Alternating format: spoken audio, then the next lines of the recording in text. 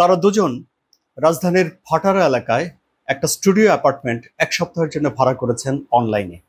দুজন এসে সে অ্যাপার্টমেন্টে উঠেছেন ঢাকায়। তারা পরিচয় দিয়েছেন যে তারা স্বামী স্ত্রী, একজন আরিফুল ইসলাম, একজন পারভিন আক্তার। বিকেলবেলায় তারা সেখানে উঠেছেন। তারপর দিন ভোরে 6টার পরে বা ওই সময়ে সে ভদ্রমহিলা চলে যান। অ্যাপার্টমেন্ট বন্ধ থাকে। বেশ কয়েকদিন পর 1 জুন যে পরিচ্ছন্ন কর্মীরা আছে তারা যায় অ্যাপার্টমেন্ট পরিষ্কার করার জন্য। ভেতর থেকে দরজা লাগানো, কেউ খোলে না এবং বিকল্প চাবি দিয়ে দরজা খোলা মাত্রই পচা গলা, বিদঘুটে গন্ধ পরিচ্ছন্নতা কর্মীর নাকে এসে ঝাপটা দেয়। পরিচ্ছন্নতা কর্মী আবিষ্কার করেন যে একটা পচা গলা মরদেহ পড়ে রয়েছে। তারা পুলিশে যোগাযোগ করে। পুলিশ ঘটনাস্থলে এসে পৌঁছায় এবং দেখে যে লাশের পাশে একটা চিরকুট পড়ে রয়েছে। চিরকুটে কি লেখা আছে আমি আপনাদেরকে বলছি একটু পরে। একটা কাবিননামা রয়েছে। তারপরে এই ঘটনা নিয়ে তদন্ত শুরু হয়, খোঁজ খবর শুরু হয়। জানা যায় তারা যে স্বামী স্ত্রী হিসেবে পরিচয় দিয়ে এখানে এসেছেন, যে নারী পারভিন, তার আসলে সংসার রয়েছে কানাডাতে। তিনি কানাডাতে চলে গেছেন তার স্বামীর কাছে। কিন্তু তাহলে যে এখানে মরে পড়ে রইল, যেখানে তার কাবিননামা রয়েছে, সে কে? সে কি তার স্বামী নয়? কাবিননামা তো বলছে যে 2021 সালে এই বিয়েটা হয়েছিল। তাহলে এ কে? আবার যে ভদ্রলোক মরে পড়ে রয়েছেন তার খোঁজ নেওয়ার জন্য জাপান থেকে এক নারী ফোন দিয়েছে যে তার স্বামী আরিফুল দেশে এসেছে, তার সাথে যোগাযোগ করতে পারছে না। আরিফুলেরও তো সংসার রয়েছে, আরিফুলের বউ জাপানে রয়েছে। জানা গেছে পরে যে আরিফুল 1 বছর ধরেই জাপান প্রবাসী। তাহলে তাদের দুজনেরই আলাদা আলাদা সংসার আছে, তারপরেও কেন তারা স্বামী স্ত্রী হিসেবে এলেন? কেন এখানে একটা হত্যাকাণ্ড ঘটলো? এখানে আইনের লঙ্ঘন হয়েছে, দাম্পত্য জীবনের আস্থার লঙ্ঘন হয়েছে, ব্ল্যাকমেলিং এর অভিযোগ রয়েছে, মানসিক অশান্তির অভিযোগ রয়েছে। এই ঘটনার তদন্ত হচ্ছে এবং আমি এই খবরটি জানতে পেরেছি প্রথম আলো পড়ে এবং দেশ রূপান্তর পড়ে। অর্থাৎ প্রথম আলোতে এবং দেশ রূপান্তরে এই নিয়ে প্রতিবেদন হয়েছে।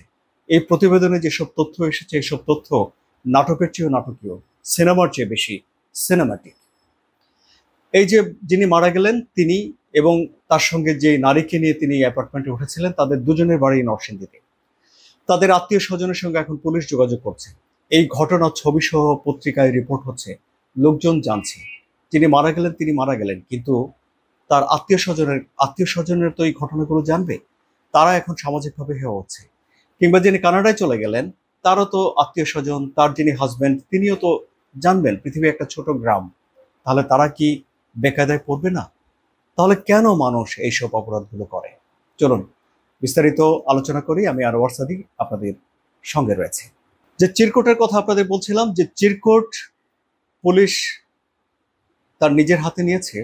সেই চিরকুটে লেখা আছে যে আমার জীবনে শান্তি নষ্ট করে দিচ্ছে এই র্যাপিস্ট ব্ল্যাকমেলার। সে তার নিজের ইচ্ছায় আমার হাতে ধরা দিয়েছে, তাই নিজ হাতে র্যাপিস্ট ব্ল্যাকমেলারকে মেরে শান্তি নিলাম।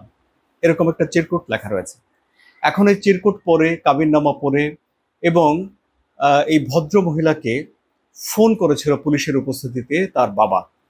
তিনি জিজ্ঞেস করেছিলেন যে তুমি এখন কোথায় অবস্থান করছো, এবং যে ভদ্রমহিলা তিনি বলেছেন যে জানো না যে আমি এখন কানাডায় থাকি। তারপরে তার বাবা জানতে চেয়েছে যে তুমি দেশে এসেছিলে, তখন তিনি ফোন কেটে দেন।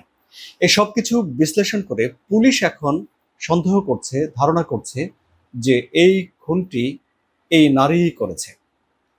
মরদেহের শরীরে বুকে ছুরির আঘাতের চিহ্ন রয়েছে, গলায় আঘাতের চিহ্ন রয়েছে এবং যে চিরকুট রয়েছে সেই চিরকুট বিশ্লেষণ করে পুলিশ বলছে যে যিনি খুন করেছেন তাকে হয়তো এই লোকটি মানসিকভাবে নির্যাতন করত।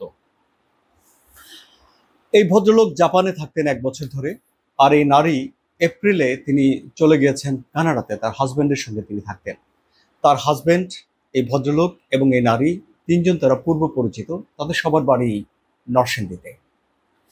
এখন কেউ যদি কাউকে ব্ল্যাকমেল করে, কেউ যদি কাউকে ভয় দেখায়, কেউ যদি কাউকে মানসিক নির্যাতন করে, তাহলে এর রেজাল্ট কি, এর রেমেডি কি, যে সেই লোকটাকে মেরে ফেলা, নাকি এর প্রতিকার চাওয়া? দেশে আইন আছে, পারিবারিক বন্ধন আছে, সামাজিক বন্ধন আছে, লোকজনের কাছে এর বিচার দেওয়া যায়, পুলিশের কাছে যাওয়া যায়, এবং আইন নিজের হাতে তুলে নেওয়া কোনো অবস্থাতেই কোনো লাভজনক কাজ নয়। এই যে এখন যে পরিস্থিতি হলো, পুলিশ তদন্ত করে সত্যি সত্যি যে অপরাধী তাকে খুঁজে বের করবে। যদি পারভীন সত্যিকারের অপরাধী হয়ে থাকে, তাহলে তাকে ইন্টারপোলের সহায়তা দেশে ফেরত এনে আইনের সোপর্দ করা যাবে। আইনের সে প্রভিশনগুলো আছে। সুতরাং দেশ পরিবর্তন করা মানেই কিন্তু আইনকে ফাঁকি দিয়ে পালিয়ে যাওয়া নয়। এটি সবসময় সবাই করতে পারে না। হ্যাঁ, অতীতে অনেক অপরাধীদের পালিয়ে যাওয়ার এরকম ঘটনা আছে, কিন্তু এখন পুরো বিশ্ব অনেক কাছাকাছি এসেছে। ইন্টারপোলের মাধ্যমে অনেক দেশে এখন অপরাধীদের ধরে নিয়ে আসতে পারে। সুতরাং যারা অপরাধ করতে যায় বা রাগের মাথায় যে কোনো কারণেই হোক, তাদের এইসব বিষয়গুলো তাদেরকে কি আমরা জানাতে পারছি না?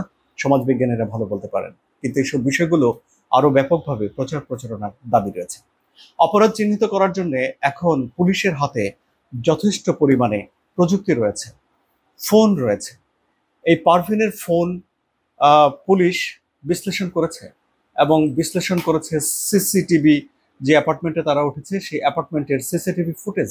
সেসব বিশ্লেষণ করে পুলিশ বলছে যে অ্যাপার্টমেন্ট থেকে এই আরিফুলের মরদেহ উদ্ধার করা হয়েছে, সেই অ্যাপার্টমেন্টের মালিক হলো মাটি প্রপার্টিস। ভাটারা এলাকায় এরকম অনেক স্টুডিও অ্যাপার্টমেন্ট রয়েছে।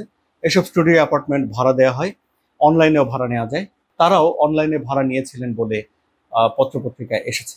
তো পুলিশ বলছে যে 17 মে বিকাল 4টার দিকে এই অ্যাপার্টমেন্টে ওঠেন আরিফুল ও পারভিন। 7 দিনের ভাড়া বাবদ তারা অগ্রিম 13,000 টাকা দিয়েছিলেন। পরদিন সকাল 6টা 31 মিনিটে পারভিন একাই সেখান থেকে বেরিয়ে যান। আর গত শনিবার আরিফুলের মরদেহ উদ্ধার করা হয়। পারভিনের পাসপোর্ট এবং ভ্রমণের তথ্য পর্যালোচনা করেছে পুলিশ, এবং বলছে যে তিনি গত 16 মে কানাডা থেকে বাংলাদেশে আসেন। 18 মে তিনি আবার কানাডায় চলে যান, এবং তার মুঠোফোনের যে নাম্বার, তার সর্বশেষ অবস্থান শাহজালাল আন্তর্জাতিক বিমানবন্দরে চিহ্নিত করা হয়েছে। তদন্ত যারা করছেন তারা বলছেন যে আরিফুলের বয়স 27 বছর, পারভিনের বয়স 33 বছর। পারভিন তাহলে একটু বয়সে বড়। এখন ঘটনা যাই হোক, এই ঘটনার প্রকৃত কারণগুলো পুলিশ তদন্ত করে বের করবে। কিন্তু এটাই সত্য যে একটি তরুণ যার সংসার রয়েছে জাপানে, সে তরুণ নাই হয়ে গেল। তার জাপানের যে সংসার, সে সংসারটার কি হবে? এবং পারভিনের সঙ্গে যদি তার সম্পর্ক থেকে থাকে, এবং পারভিন যদি তার এই খুনটা করে থাকে, তাহলে তার যে সংসার রয়েছে কানাডাতে, সেই সংসারের কি হবে? পারভিনের যারা বাবা মা রয়েছেন তারা কি ভোগান্তির ভেতর দিয়ে যাবেন?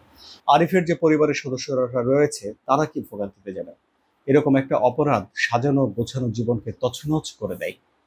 ফলে আমরা চাইবো যেন এই অপরাধগুলো না ঘটে।